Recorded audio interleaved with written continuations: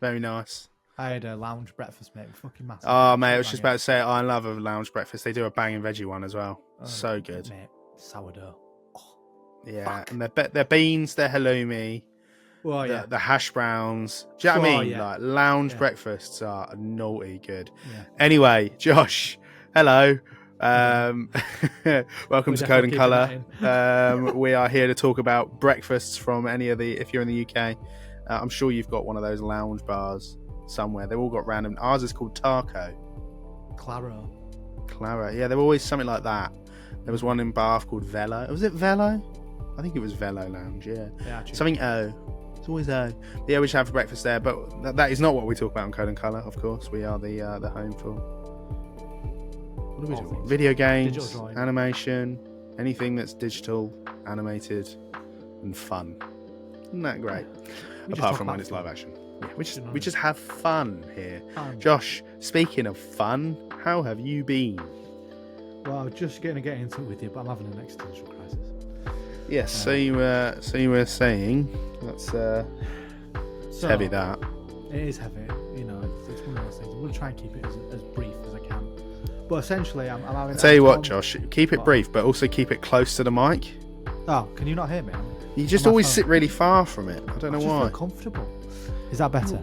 Yeah, that is a lot better. So I'm having a bit of a crisis because I want to learn to draw better than I am at the moment, and I've got an idea of like where I'm going to start and where I'm going to finish. Go on. I really want to draw Michael Bay's Bumblebee. Okay. I want to draw like a stood up in a pose, whatever it may be, but like really like black lined, intricately detailed, little gears and stuff, and really really detailed. And I want to draw it now, and then I want to draw it at the end of the year. Okay. And I want to see how far I'm going to do with it. But like I want to either do it with like alcohol markers and the traditional side of it, because I do like pen to paper, or do it on my iPad and do it through Procreate. And the problem is I'm having like a real crisis of like faith, because I think I draw better traditionally as I do digitally, but the ease of use and the sort of like the quality of life things digitally, like if you make a mistake, you just tap your screen, you undo that mistake, and you can draw that line 50,000 times to get that perfect curvature of how you want to draw. You can do that traditionally. I think it's just this case of don't press the pencil down too hard. I think the trouble is, and it's something that I've always found about your drawing, and don't get me wrong, you have drawn some fantastic pieces. I'm not going to sit here and deny that. But I've always found that you are a little heavy on the line. Yeah, line weight. I'm always struggling with line weight. You gotta learn. You need a lighter, thinner line. I think that would help you a lot. I think that would really, because I think you kind of lose a lot of your detail in the weight of your line. I like watch like YouTubers, and obviously the comparison is the killer of all motivation. But I watch YouTubers do like digital drawing. But you shouldn't see it as a comparison, because of course that is the thief of joy, right? Sorry to get profound very early on into the episode, but that is right. But it doesn't need to be a case of, oh God, I'll never be as good as them. No, but you could use them as an influence. Cool. Okay. Well, how do they, different strokes and. What do they do? What techniques do they use? That's the idea. When you start drawing, you're supposed to imitate before you can find your own style. Before you can be innovative, I guess. Yeah. I'm that's where I'm at with them, because I'm at that sort of impasse. I'm sort of procrastinating and being like, I'm not going to start yet. I totally feel that. I'll start tomorrow. And like, I think if I actually just sat down and put pen to paper, all that worrying thing would go away. And I think it's because I want to buy a couple of supplies, so I want to get a couple more Copic markers, not Copics because I'm just not loaded, but like alcohol markers, to different color variations, like different yellows to add to it and stuff. But yeah, and then like draw like stencils, or do I do like, or not do that and just save it through, doing it through digitally, because I've already got my iPad and already got Procreate. Yeah, I've got it all there. But then it's like, I don't know what I prefer. At the moment, and I just want to be sort of like better at one or the other. I think even if I'm good at one, I'll be good at the other, but just like I want to know what I want to get better at on. I think I'm finding because I'm finding with the iPad, I think I've reached the point where I need to move on from the iPad if I want to continue drawing digitally. Like that's big, how I like, feel. Because whenever I draw, I'm like, I can draw what I want, but I feel like it's not what I want now. Like the quality that I'm drawing at sufficed a year ago. Whereas now I'm like, that's not quite what I'm after anymore. Like I don't know. And I'll tell you what it was. Is I've been playing this game lately called Gree.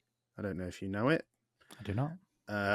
So I couldn't recommend this game enough. It is by a studio called Nomada Studio, who have recently just made that. What's it called? Is it Neva? That game? Oh, you know the one that the side-scrolling one about the wolf deer thing. What's it called? Oh, you know, Noma? No. What is it called? Josh, you know it. I know you know it. Was it the one that was announced at the? It was a while ago. Neva. The one that's like the wolf with the antlers. You know the one you do know the one I'm on about. Anyway, they make that game. She's like got like a red cloak or something. Yeah. It's a very similar sort of vibe in Gree. Okay. And it's currently on PlayStation Plus, so I definitely recommend it. It's a side-scrolling platformer, but it's the most stunning artwork you've ever seen in your life, and it's just like really thick. Like the I'll put some images on for the videos for the video pod, but it's just very like thin lines, and I don't know the way that she moves. It's like it almost looks all hand drawn, and I'm like, that's the kind of vibe I want to be on right now. And I think that is something I'm not going to get out of Procreate anymore. I think because the trouble you have with Procreate is you have to depend on other people's brushes in order to find something good, because the brush sets that you get just aren't good. I always find that if I'm trying to draw like lines, they're never the right weight, and I can never seem to find like, and it's really hard to get a good middle ground on where you want it to be. And I think also I don't think the Apple Pencil's that good either. I don't know. I just think I've run my course with it.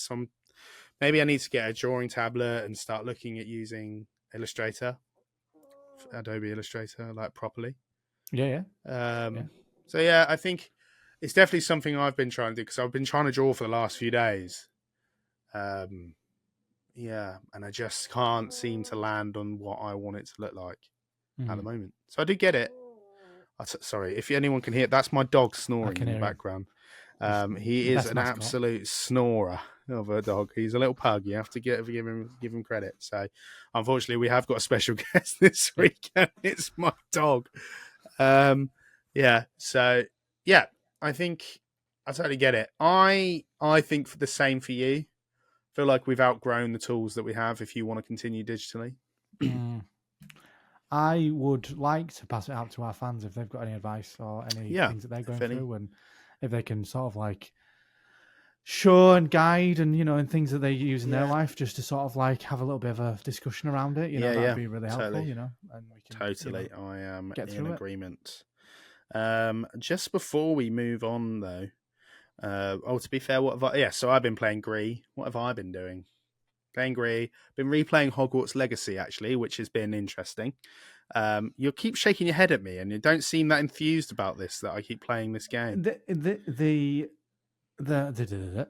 problem is, no, there's no problem. I thought about this yesterday, and I was like, I just don't replay games anymore. Like, I think you should.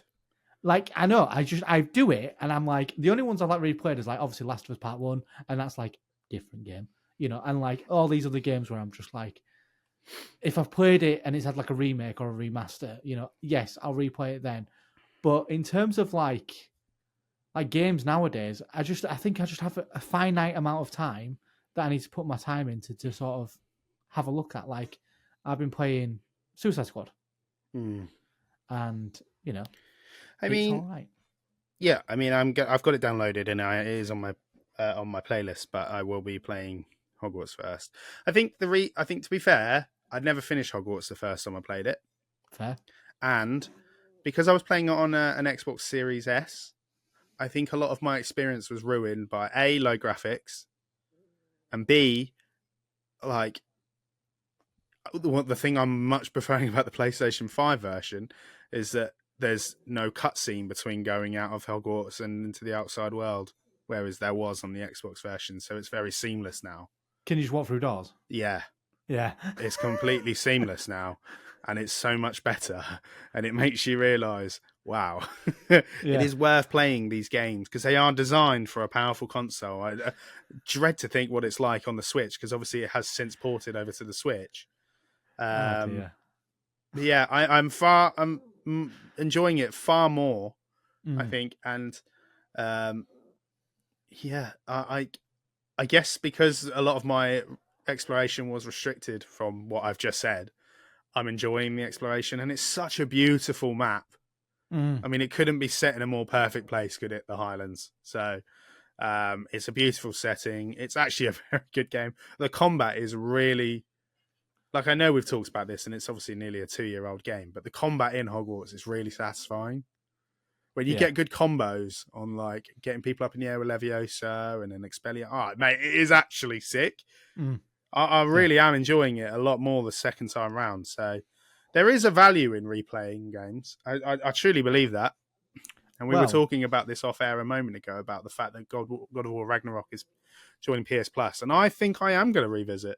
I think I will probably revisit because they are fantastic games. Interesting that you had a nice little segue there about games being ported to other consoles. Well, before we get into that, I do just want to discuss something. So a couple of episodes ago, we did an episode on hot takes. Obviously, last week we did the quiz, which Josh did awfully on. And a few people have pointed that out to me. Thank you, people. But we did ask people if they had any hot takes. And we had a couple. So I thought we'd go over them, Josh. We'll keep them anonymous for people because if we're going to drag you, I don't want people to know that we dragged you specifically, but you know who you are. But also you might have some really valid points. Number one, Fallout 4 is the best of the series. If you'd have asked me this like 8 years ago, I'd have probably gone, spot on. But controversially, I think the best one's Fallout 3. And a lot of people think it's New Vegas. I really like New Vegas. It is fantastic, but I enjoyed 3 the most. I think you're in agreement, aren't you? Yeah. I think the reason why people like Fallout 4 the most is because it's newer and shinier. They're the same reason why. Like, but we had a discussion Fallout yesterday. 3, your dad's Liam Neeson. Yeah. Yeah. That's a bit like what we were talking about with Oblivion yesterday. That's what I'm saying, yeah. So, like, if Fallout 3 looked like Fallout 4, Fallout 3 would be people's favourite. And that's what I'm saying with Oblivion. If Oblivion looked like Skyrim, Oblivion would be people's favourite. I think I just really got sucked into the story of Fallout 3 so much. And that they patched it at the end as well, so you survived. Yeah. They had. That was the most annoying thing about it. But I think it was just the most fascinating for me. Like, bloody hell, things. He agrees. Yeah, he's a pug. You got to let it go. No one talks shit about Dingo. He's the best. Yeah, there's there'll be no ill words of him.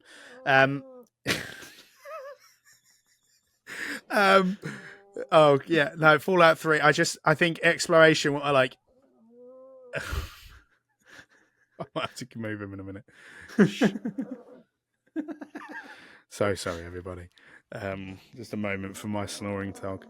For me, things like with Fallout 3, like the fact that there's, in like Oblivion and stuff, you go into a cave and that's your dungeon, but going into a supermarket full of bandits and it's like a completely stripped out supermarket, that was cool as hell in Fallout 3. And like there was that real kind of, I felt the element of threat in Fallout 3 a lot more than I do in Fallout 4. Fallout 4 kind of was a bit colourful and a bit gimmicky for me, a little bit.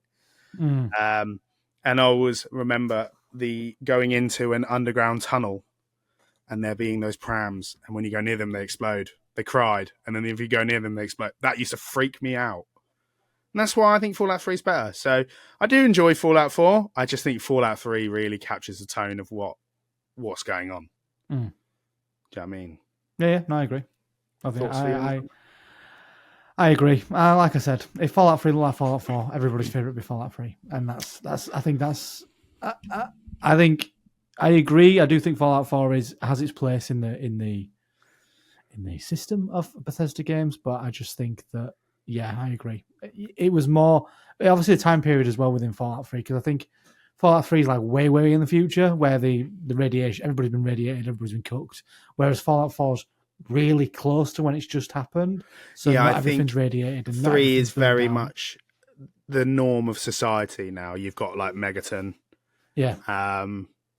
And I think I think the problem I have with 4 is it shifted the dynamic for that kind of whole series, even in terms of the TV show reflects more of Fallout 4 than any other Fallout game. It doesn't feel like Fallout 3. Like Lucy is, whilst I love her, she's a goofy character. Yeah. She's quite like, and that feels more like Fallout 4 than it does 3, where everything was very serious in Fallout 3. Like you even got stir-crazed people worshipping a nuke in Megaton and stuff like that. Like it's a lot cooler. And I think the fact that there's not as much licensed music in Fallout 3, I think that kind of helps. I think it's a better game. I do agree. I kind of agree. In fact, I totally agree. And it had really good DLC as well. Yeah. The next one, Red Dead 1 is better than 2. I know who said this, right? You know who you are, and you know you're wrong, right? I mean, you know you're wrong. Red Dead 1 is by no means a bad game, but it definitely set the precedent for what then became a better game. Red Dead 2, in every way, is a better game, right? John is a great protagonist, but Arthur's better, right? Yeah.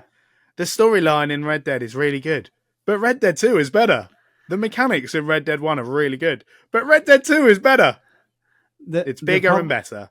The problem with the first Red Dead is when you finish Red Dead, obviously spoilers for anyone who hasn't played it, you play as a different character. Everybody hated playing as that different character. So what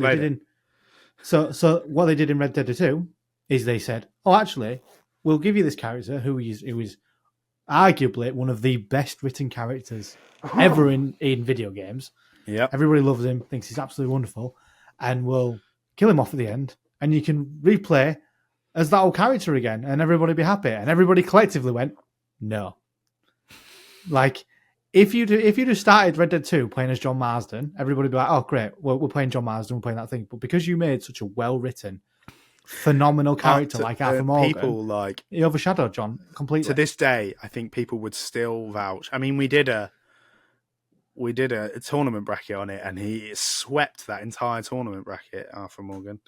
Yeah. He was always going to win it. Like he's a fantastic character. To this day, I think he'll be hard. Like you'd have a hard time trying to find a better character than Arthur. Granted, I do think that Red Dead Redemption 1 is a wonderful game, and it did get me excited for Red Dead Redemption 2. But I'm excited for GTA 6 because of Red Dead Redemption 2. We know, Josh. Yeah, but that's what I'm saying. Like that's where I'm at. Like that game is such a high bar that I'm like, where can you go from here? Totally. To the sky. So no, I disagree with that. I do think that Red Dead Redemption 1, even now, is better than most AAA games that have come out. Yeah. Like cutscenes, I've been seeing like comparisons. I think it's so well made and such a great game. But like Tyler says, Red Dead Redemption 2 beats it in every single way. It really does. There aren't many aspects of Red Dead 1 that are better than 2, and that is just a fact. It's one of those games that's Red Dead 1 is really good, but Red Dead 2 is better, and it's aged well as well. Like it still looks like it came out yesterday. Number 3, Hideo Kojima. This is to definitely counter the point that you made. Hideo Kojima is the best video game designer of all time. That is wild. That's a wild statement. Designer, director, I'd go with. I think that is what he actually said. Yeah, I would probably. No, he did put. No, they put designer, but it's the same thing, right? It's got to be the same thing. I mean, well, okay, yeah. I mean, you can't argue. His games are pretty.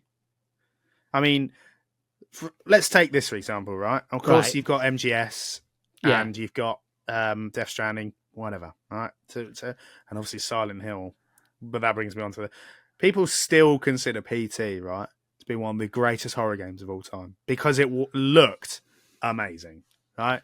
It was the epitome of what a horror game should be. It was terrifying, and it upheld the visuals. And it was a 15-minute game. So, if that. Well, it's probably a bit longer, actually, and it's about 40 minutes. There's two sides to this. I do think that he is the pinnacle. He's like, I was going to say he's like the Neil Druckmann, but Neil Druckmann's like Hideo Kojima. I think Druckmann would say that as well. Yeah. The problem is he, as a director, has a story, has a vision for his project. But who are we talking about here? Druckmann or Kojima? Kojima. Right, okay. But cool. the actual art aesthetic is another guy who is Shinji... I want to say Mikami, but that might be a different one. Sure. There's someone who works on his team who designs all his characters, why Solid Snake looks the way he does, Raiden has like plate armor, or like why Death Stranding looks the way it does. That guy is a phenomenal designer, and he's worked with him on all his games. Left Konami when Metal Gear Solid broke down, and went to work with him, and they've been together ever since. And his aesthetic and Kojima's vision go hand in hand on how the games look. In terms of direction, I would agree. I don't think there's anyone who directs a game like Hideo Kojima. When he drops a game, like he's an auteur. He's essentially a gaming auteur. He's making Death Stranding 2, and I'm like, I'm so there for it. I don't care what it plays like. I'm so there for it because it's going to be cool. It's going to be Hideo Kojima. He is making, after Death Stranding, it's codenamed Physinth, which is a tactical espionage game like Metal Gear Solid for PlayStation, for whatever, PlayStation 6, whatever it may be. And I'm already salivating at the bit going, that's going to be awesome. I mean, it definitely will be. I don't think he's made a bad game. Yeah. Yeah, I mean... But I think like, we think that like Naughty Dog, you know, when they dropped that into Galactic, and I was like, this looks decent, this looks all right. It looks fantastic. When Kojima dropped Death Stranding 2, I was like, oh my God. Well, you told me Death Stranding 2 looked better than what GTA will be. Yeah, and it probably will though. There's a lot of games, like there's the Marvel games going to look better than GTA. There's the Death Stranding games going to look better than GTA, but they're different type. Intergalactic will look unreal. I think even Yotai as well. I mean, graphics can only get to a certain point, right? Surely. Yeah, I'm here for the mechanics, and which Death Stranding will have, like blood bombs and P bombs. I'm going to have to play Death Stranding, I think. Have you not played it yet? No. I think I keep asking. No, I haven't. Yeah. Right. The next one. So we've got one here that says online multiplayer isn't fun anymore. I know who this is, and I agree. Sorry, do you not have a great time when we play? No. So I have a good time playing with my friends. Yeah, I get that. But when you play with sweatbags who are just killing you at spawns... I think I do agree in the sense that when I used to play Call of Duty way back when, there'd be games that I'd absolutely dominate in, but then there'd be games I absolutely don't dominate in. And it was like, all right, okay. You know what I mean? There wasn't people like sweating to understand every single mechanic and how far they can push the boundaries of what you can do with this game in order to win. It was a lot more casual. Online it was very early. We were in a very early stage of that level of online gaming when we were playing it originally. We kind of seen it through. Like, from the days of MMOs to competitive online shooting to kind of where we're at now, it definitely is different, and it definitely sucks the joy out of it when you're just in and out of a new game, especially because in the age of battle royales, when it's like, okay, if you die, on to the next one, Well, I think that, like, to give an example, when I was younger, I played a lot of Battlefield, and like going down like a subway tunnel with torches on, laser sights on, and being chaotic and sort of like being sort of unsure about it, made it more fun, made it more exhilarating. You felt like you either win some or you lose some. Now, every player wants to be an esports champion, slide cancelling, diving out of the way. Everyone's John Wick, and it's just like, right, I'd rather like to just like get a kill in this game. And, the argument could be get better at the game. But for me, it's like, if I'm getting rinsed by a 10-year-old constantly, like, not only does it show my age, but it also, shows that, I'm in a different league to these people, Yeah, I truly think there needs to be a review on skill-based matchmaking, because it just doesn't feel like it is skilled, excuse me, at all. It doesn't feel like I'm constantly, like, I know I'm good at Fortnite when I play it. Okay, Yeah. I know what I'm doing. I can I know my way around that game very well. Nearly 2,000 hours into that game. You'd think I was, right? Mm. Some would say addicted, but we'll move on from that. I feel like I've not played it as much lately, but yeah. But I find myself being in and out. Like I played the other day with a couple of friends, and was it you? Was it you actually? I might have played with, and we just jammed, just getting nothing. We were just getting nothing. I was like in and out of games. Like I'm like at what point is it like? Come on, review, because this obviously this skill-based matchmaking isn't that balanced because I am getting, for lack of a better term, clapped. I found a solution while I was thinking about this, but then found a problem with it. No. Go on. I think they should introduce age-based matchmaking. That'd be interesting. And you have to verify your age. But like you have to verify your age with like your ID or something. So, well, I think you should be able to verify your age for games like this anyway. A 50-year-old in like a 10-year-old lobby is just creepy. But like if it was a group of like 33-year-olds all playing together, it's not creepy because you haven't got a clue. I don't know who I'm up against when I'm playing that game. No, but like if you were like in age-based matchmaking, if you're trying to like, fudge the system, like some horrible cretins of the world. But like I think if I was playing with a lot of 33-year-olds who would just like have a child or have commitments or have things to do and don't like we get together when we can get together, and like just have you'd have more fun with the people in your remit. I want to say your peers. Yeah, and we all grew up on the Call of Duty lobbies. Like we could trash some talk. You know what I mean?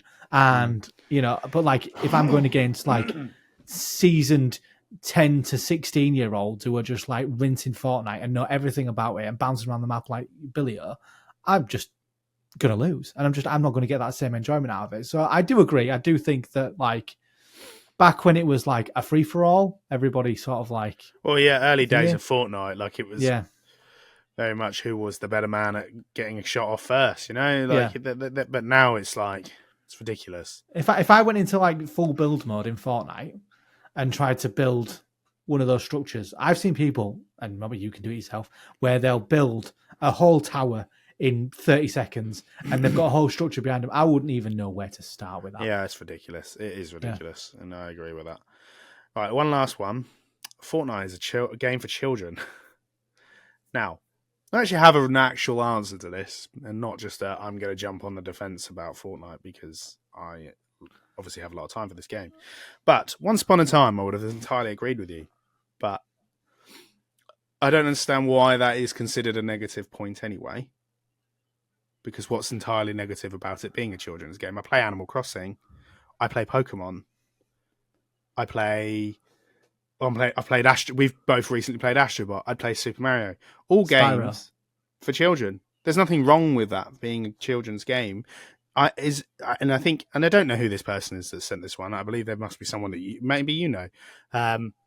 But do you not like the fact that it's a children's game because you're not very good at it? Or do you not like the fact that it's a children's game because it's so popular? Or do you not like the fact that it's a children's game because there were children playing it? It's a game at the end of the day. When I was 11, 10, sorry, Mum, I was playing GTA. Like, this is just what it is. It's a game at the end of the day. But also, once upon a time, I would have agreed with you. Like, it came out as a kid's game. Kind of. Younger, sort of preteen kind of kids, rather than it being children, I think is where it was kind of aimed at. Because at the end of the day, it was a zombie survival game when it first came out.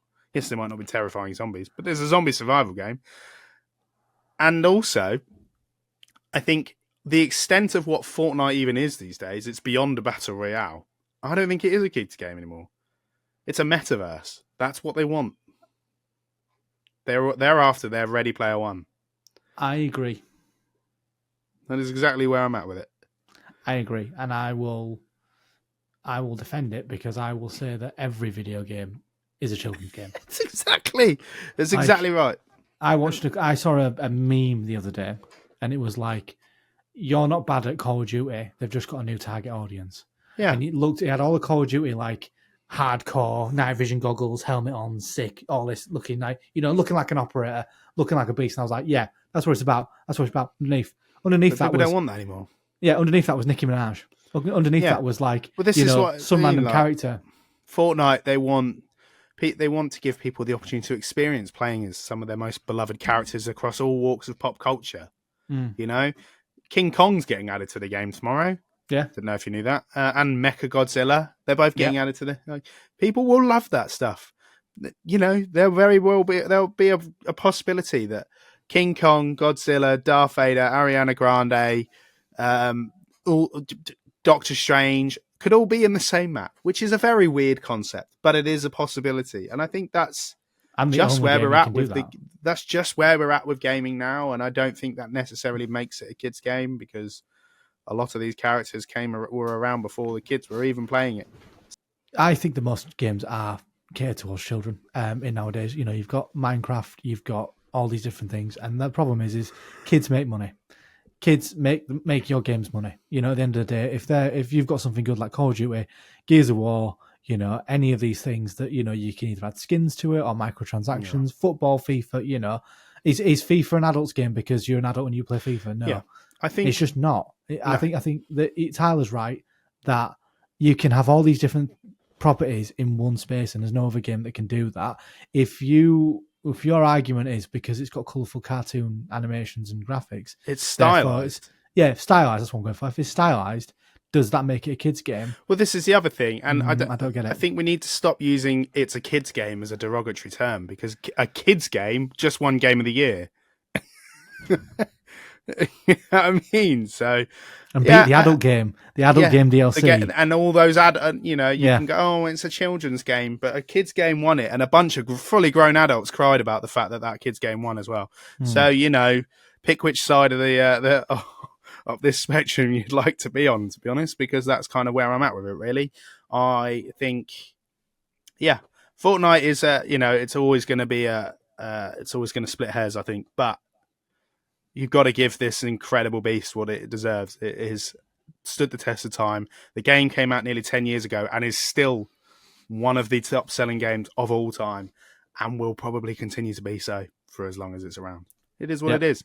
But, you know, we did segue a lot there. We've kind of digressed a lot there from where we kind of want to talk about today. Those are our hot takes. Please send more if you've got more, because they're good. They're good to talk about. We want to know what you all think. Yeah, it's not just about what Josh and I think. Let us know what you think, because we are interested. Well, I am anyway. I don't know about Josh.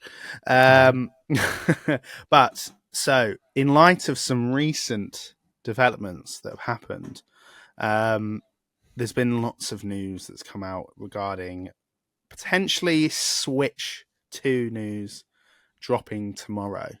So today is currently the 15th. This will be the first time an episode has dropped the same day we've recorded. So there you go. This is kind of to stress the urgency.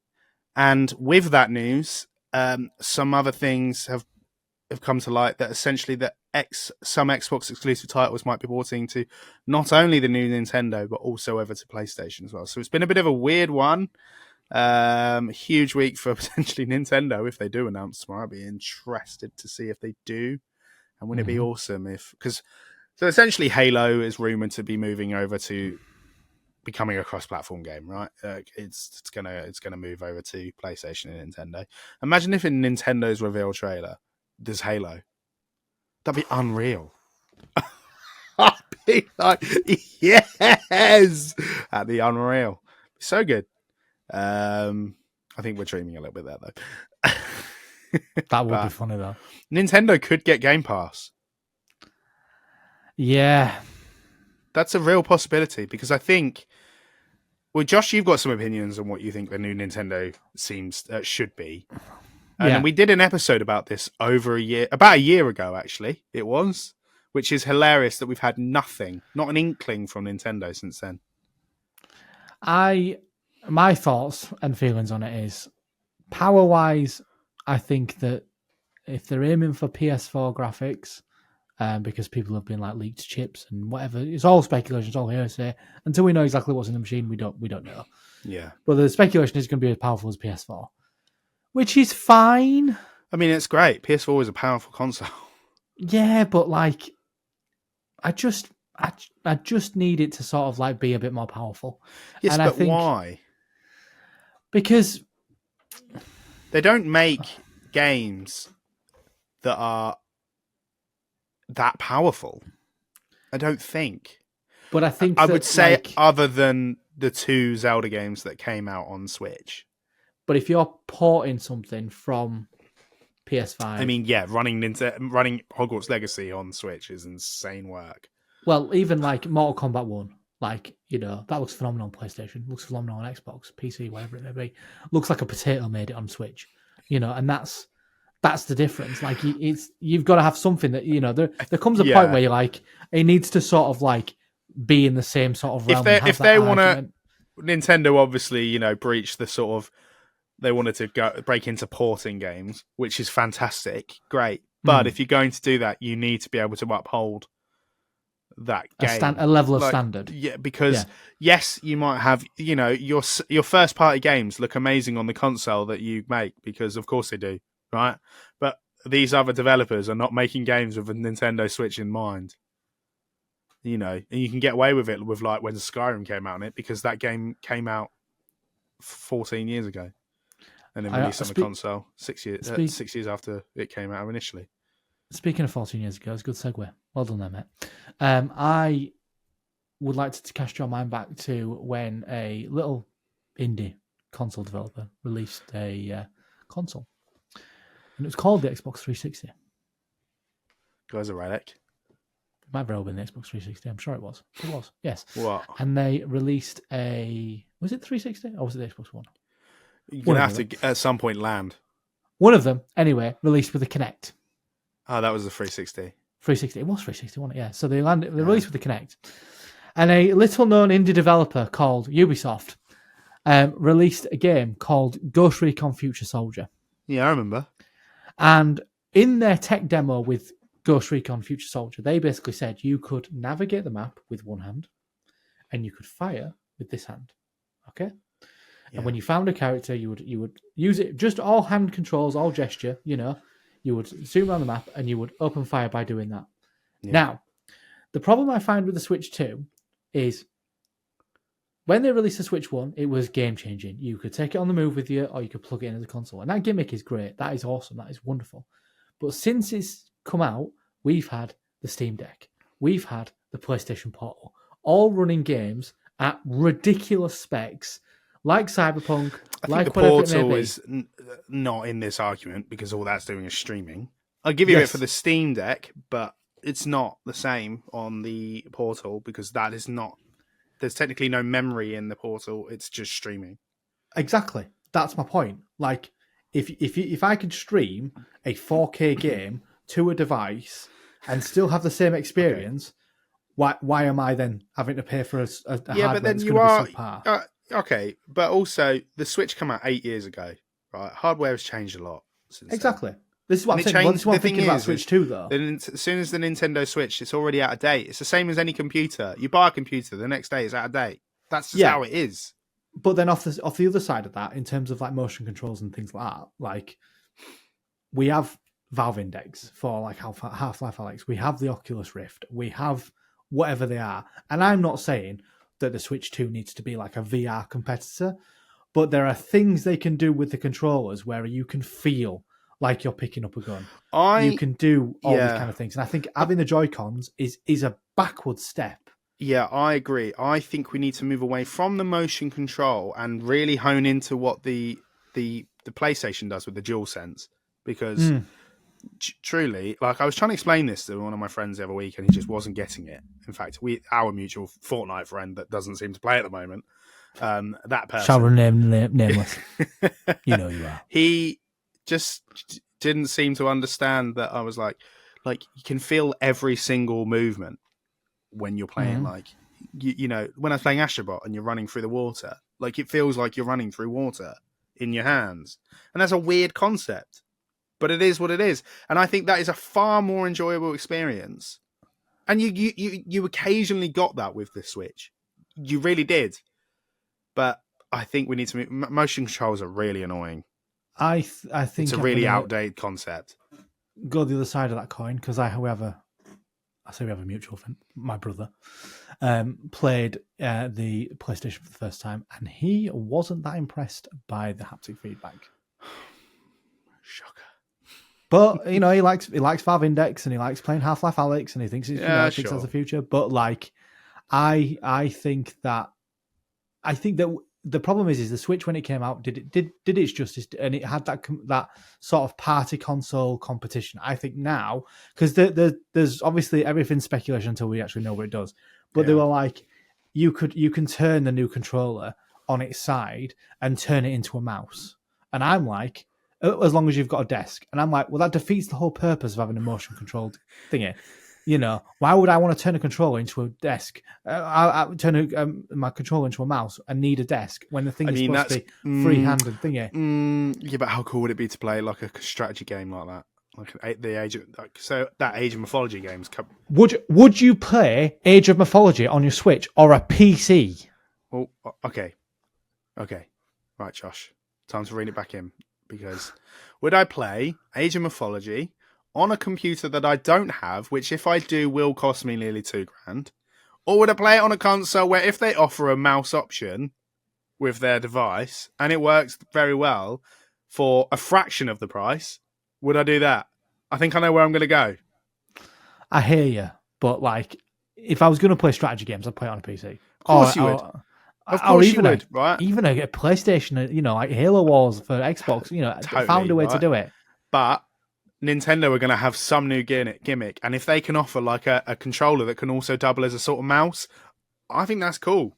I think that could be really cool. Could really revolutionize console shooting games as well. Make it a lot more accessible. What's wrong with like having sort of like a trigger, and like having it do you know what there is? There's no option. There's no issue. Do you know what it does give you though? Options. But I think it's going to be one of those things like the haptic feedback. I think is a very good thing for Astrobot, but not a lot of developers take stock in like using the haptics as well as they should. Like, I think Horizon, you don't. Really I think Nintendo. The thing is that a lot of their first parties could really benefit from it. Mario.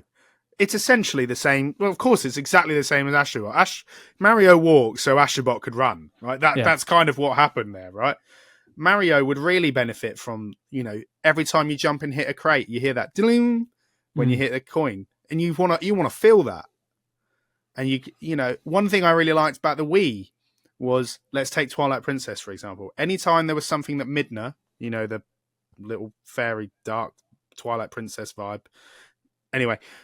Your little sidekick in that game. Anytime there was something she could do, you'd hear her laugh through the Wiimote. And those were just cool. Like, I like that you can hear certain sound effects from games in the PlayStation controller as well. I turn that off. No, God, no, I love it. And the fact that on some games, like, it changes colour depending on, like, I was playing Gree, for example, and the level was red, so the controller went red. And I like that those little details that like really make. You can. I think this is why PlayStation will always be a leading console, because their gaming experience has transpired. It's almost 4D.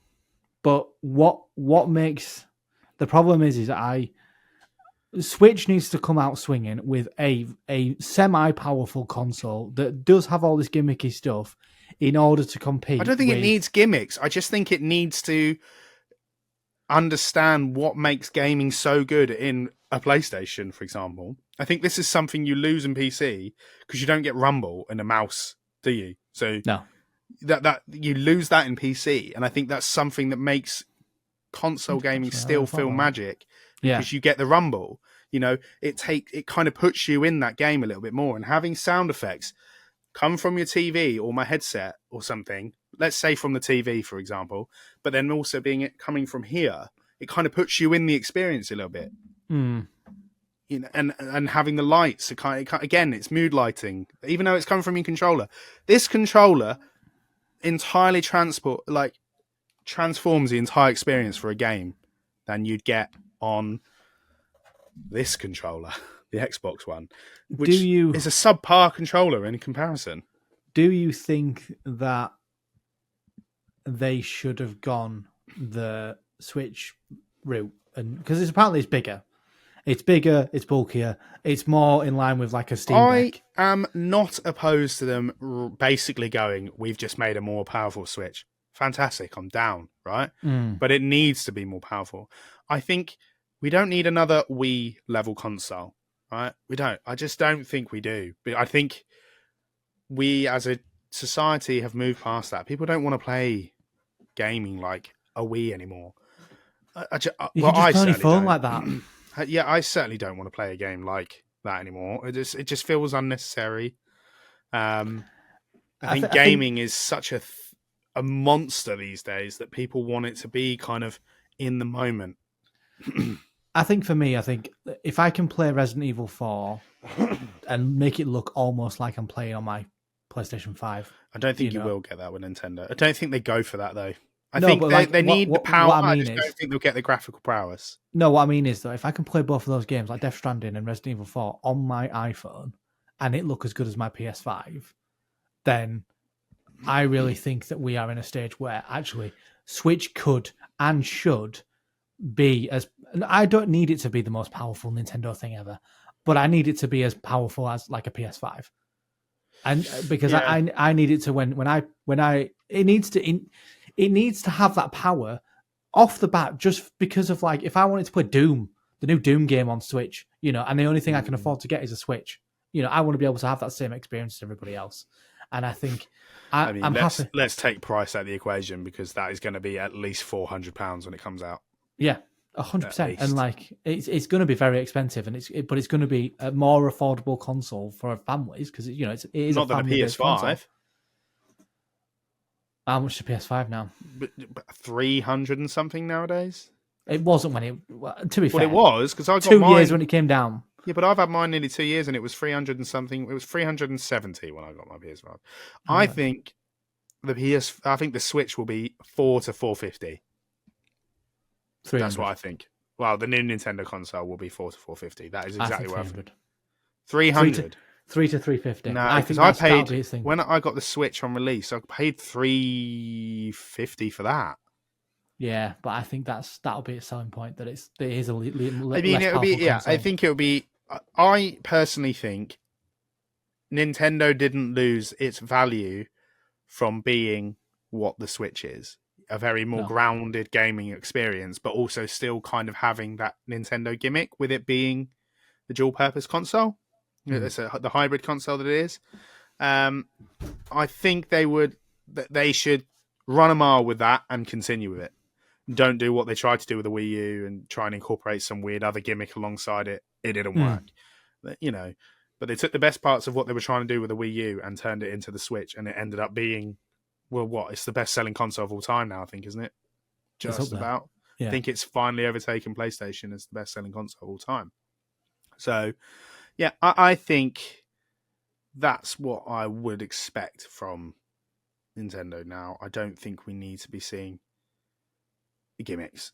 I just don't think gimmicky gaming, like VR hasn't ever taken off as much as people want it to. Kinect never took off. The Wii was successful because it's Nintendo. And that's the only reason it was successful. I think if Xbox came out with that, everyone would have gone, what on God's green earth is that? Do you know what I mean? Yeah. I do think, given the recent news about Halo and stuff, I think there's a very real possibility that Game Pass will come to Nintendo. And PlayStation. I think they'll start it on Nintendo. Oh, that is where I think it will go. Yeah. I can see it. I can really see it. And it would be amazing. And that's where I'm at with it. Like, I even right now, do I think that the old Switch can run the original Gears of War remastered? Do you know what's going to happen? What? Sorry, I've just got a thought about it. They're going to do a Halo on Nintendo, and they're going to do like, how in Skyrim, when that came to Switch, they did you could get Zelda like items in it. They'll do the same, and it'll be Metroid. You can get Samus's art, like a Samus skin for Chief. Yeah, I can see it now. I was thinking the exact same thing as you were saying it. I was like, yeah, they're going to do something weird with it. Yeah, they'll do. There'll be like a Samus skin, or vice versa in the new Metroid Prime. which is clearly just going to drop on their new console. They'll have like a Halo. They'll have like a Chief skin. Yeah, 100%. I think that. I think for me, I don't think that the old Switch can run like a Gears of War, and I think that the Switch 2. It's definitely more powerful than an Xbox 360. Well, I'm on about the remastered version, especially at least the OLED version. Yeah, but I do like. It stuttered a lot with like Zelda, Breath of the Wild, and Tears of the Kingdom, which are massive games, and I think that we need to get to a stage where that's just not a thing on the Switch, and I think for it to be successful, I don't think that we need the gimmicks, and I think that we need a powerful console that you can dock and you can take with you. I'm not bothered about motion the way controls. They do the docks. I do. Yeah. I think we're going to see a very different way of doing the docks. I could almost see it not needing a dock, and it'll be a dongle. Like you get into your house and it just picks up from the dongle from your Switch and just like ports itself. You can just go, detected, dongle. Do you want to port it to that? Yes. That's almost where I can see it going. Maybe. Who knows? It would be, I think physical consoles, I mean, because this is what I think Xbox is going to do. Yeah, and maybe not straight away, but I think Xbox have definitely been heading towards a digital game, digital virtual console for a long time, haven't they? With Game Pass, like that is very much where they want to go. I agree. I think this is the last Xbox we have. Yeah, I do too. I don't think Xbox are. It will be PlayStation and Nintendo. They'll be the two rivalry. But the thing is I think they'll live harmoniously. I don't think they'll be trying to compete with one another.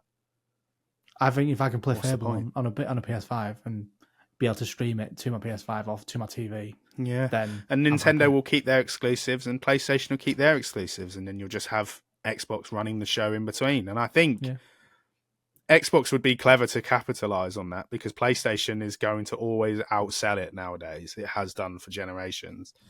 I mean, people hate to admit it, but the PS3 did sell more than the Xbox 360. It's always been a better selling console.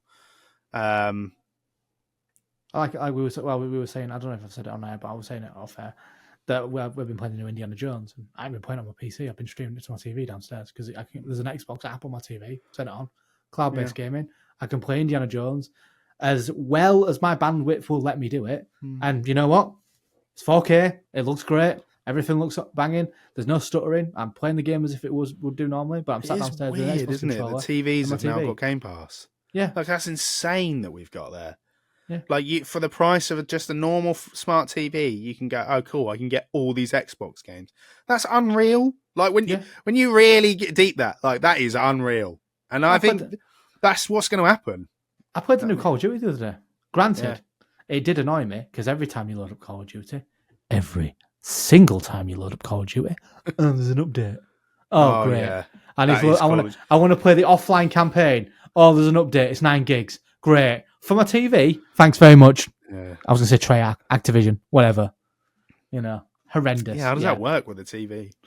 It was I guess annoying. You are actually, Oh Christ, are we going to start having to buy 1 terabyte TVs now? Well, because it's all streamed, isn't it? So it's all streamed from somewhere else. Yeah, so why are you having to update?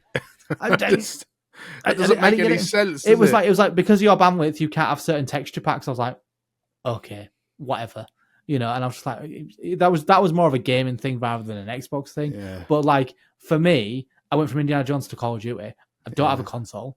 I have a PC. I have a very powerful PC that will play most games, and I can sit up here in my room where I am now, and I honestly had like a crisis of faith. I've had a lot of these recently, where I was just like, if I didn't have the pod, do I really need my PC? Yeah, I mean, you don't. I'll have it if you don't want it. Well, I'm just not giving it away because it's a very expensive PC. But I've got loads of memory in this thing. Got loads of good graphics card. I've got a widescreen monitor. To be perfect fair, way to play it. I think a lot of that comes from the fact that your personal life is also very full on, so you don't really get a chance to sit down and use your PC. So I think that there's a lot of that element in there. I think prior to Ren, For those that don't know, Josh's beloved son, he is the adorable little boy that he is. Prior to, you were using your PC a lot more. Yeah. And even when Ren was very young and you couldn't really do a lot. I do agree. Like, the problem is like, and I think that a lot of people will be in the same boat. Like, if I can just download a game to literally open an app on my TV, connect my controller, and just play that game straight away, rather than go upstairs, turn my PC on, find the thing. I do agree. I think the only backlash you'll get from modern gaming, and even like people like me, is I do not like input lag, and you get so much through a TV that it's almost unbearable when you're playing an online game. So if they start making the TVs when I'm playing, let's say Fortnite, for example, and it's just seamless movement, fantastic. But I think we are not there yet with TVs. I plugged my PlayStation into the TV behind me the other day. Usually it's over here on my monitor. And I played Hogwarts on the TV, and even then there was input lag, and it was driving me up the wall. It's very annoying. Get a better TV. Right. I will also say it looked stunning, absolutely amazing. Like, I was playing, like, if I could have the graphics of that TV and the monitor there, it would be amazing. But it's. I mean, I don't need it enough. I don't use it enough for me to justify needing to get a better TV. Yeah, I think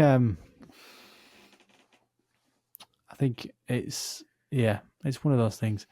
I think Xbox is dead in terms of consoles. I think the main takeaways from today is Switch.